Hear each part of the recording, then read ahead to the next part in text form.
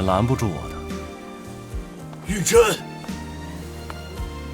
殷师傅，下山可以，但要记得回来。回来可以，但这掌门还是不当。我本无心求道，怎爱天道强流？只求桃林一片，饮酒终老。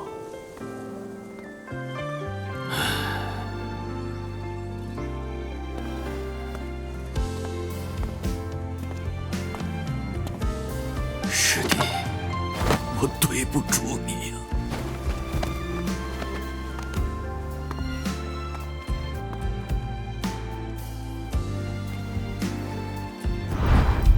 师傅，是徒儿对不住你。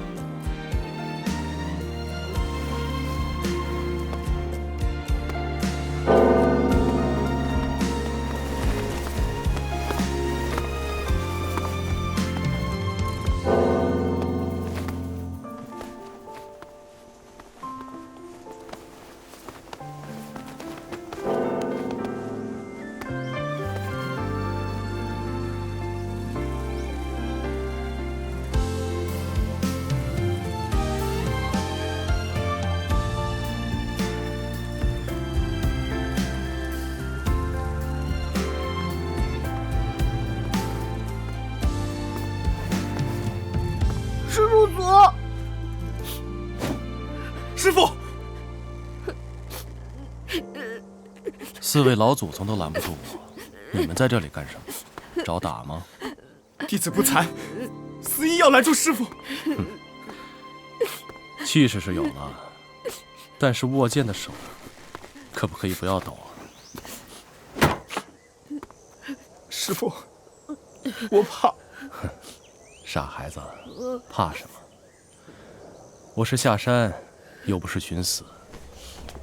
师叔祖，我听老祖宗们说了，当年吕素贞掌门先去之前，拼着受天道反噬给师叔祖卜了一卦。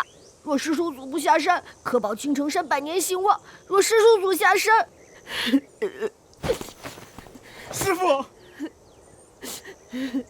师傅的苦心我不是不懂，只是既然结束摆在那里，那提剑具破就是了。老是躲在山上，算怎么回事呢？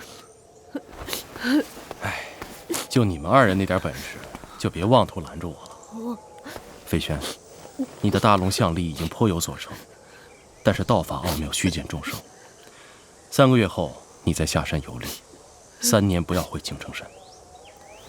樊松，你与飞轩同去，你命中有2份誓愿，一份于我，缘尽于此；还有一份藏在江湖山野，那位老师的剑术不逊于我。我不要什么2份誓愿，我只要师傅您1份就够了。傻孩子，我只是下山，